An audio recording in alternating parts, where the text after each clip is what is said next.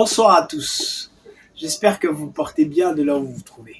Nous avons deux sujets qui vont faire l'objet de cette émission. Sans plus tarder, nous parlerons du championnat local à la scène africaine. Nous allons vous faire découvrir le club congolais qui vont participer à la prochaine Ligue des Champions ou la Coupe de Confédération africaine de l'année 2025-2026. Nous irons du côté de la Coupe du Monde de clubs, les meilleurs clubs du monde, un seul trophée. Qui dominera la planète foot? Nous vous donnons tous les programmes de la 8e de finale, 28 juin au 2 juillet. Sans plus tarder, nous revenons vers notre premier sujet. Du championnat local. Vous savez que la Lina Foot Illico Cash s'est terminée hier 27 janvier 2025 et le FC Les Aigles du Congo a remporté pour la première fois leur trophée, pour la première fois leur ligue nationale.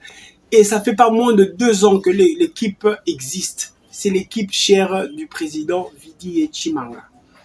Oui, l'équipe est jeune. Oui, l'équipe est bien organisée. Oui, l'équipe a un bon coach. Et surtout, l'équipe a un bon président qui s'y connaît en football et surtout a une vision. Ce qui a fait que les Aigles du Congo cette année a vraiment brillé et il a remporté. Il a remporté hier face... son dernier match était face au TP Mazembe qui s'est soldé de 1 but partout.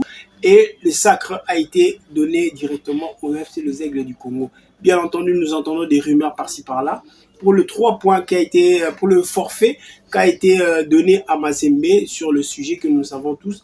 Donc du coup, les gens sont en train de douter, croire que la Lina Foot ou la FECOFA va encore changer de programme. Mais moi, je pense bien que les choses sont finies. Donc on ne veut plus que les choses reviennent à l'ancienne, changer des programmes inutilement et puis revenir en arrière.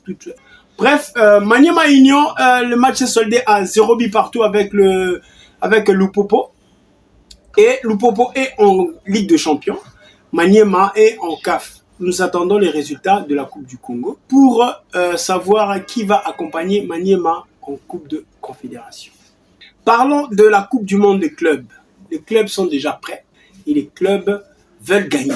Il y a beaucoup d'équipes brésiliennes qui se sont qualifiées. Nombreux aussi sont des équipes européennes qui n'ont pas su le faire. Nous avons aussi des regrets avec l'équipe de l'Océanie, au Cloudland, qui n'a pas vraiment brillé, mais qui ont été contents de leur but, l'unique but qu'ils ont marqué, et surtout qu'avec les joueurs qui n'étaient pas vraiment des professionnels, mais cela fait des histoires de notre Coupe du Monde, de notre beau football, et nous aimons ça. Mais nous parlerons de programme de la 8e de finale, équipes qui vont se rencontrer.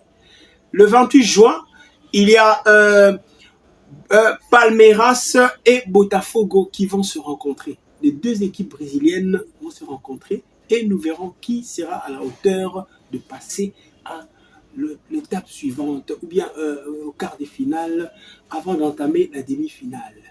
Le deuxième match, ça sera Benfica, SL Benfica et Chelsea. Oui, Chelsea a une très bonne effectif, mais le Benfica aussi a un très bon effectif. Du coup, ils vont se battre pour trouver qui sera qualifié. Et le 29, sans surprise, une chose que tout le monde a parlé de ça, Messi. On n'a pas parlé de l'Inter de Miami, on a parlé de Messi et le Paris Saint-Germain. C'est drôle comme situation, mais c'est l'Inter de Milan qui va rencontrer le PSG. Ça sera le 29, cette rencontre. Et nous verrons qui va gagner et qui va passer à l'étape suivante. Le PSG a une très grande équipe avec un très grand coach qui a coaché aussi Lionel Messi. Et évidemment, dans les conférences de presse, il se méfie toujours de Messi parce que vous savez bien, Messi est le meilleur joueur du monde. Donc du coup, il est toujours imprévisible, bien qu'il n'est pas avec une grande équipe, comme le dirais-je. Donc du coup, on parle plus de Messi parce que seul lui peut faire la différence.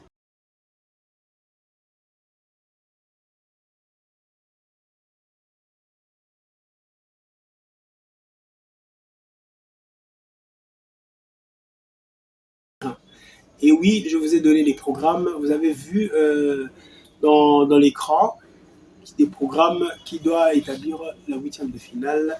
Et ça va commencer du 28 juin au 2 juillet. Et nous serons là pour vous dicter les scores. Sans plus tarder, moi je vais vous laisser. Alors je vous laisse. Merci d'avoir suivi cette émission et nous nous verrons à la prochaine pour vous dicter encore le mercato estival qui enflamme le monde du football. Moi je vous dis à bientôt. Merci.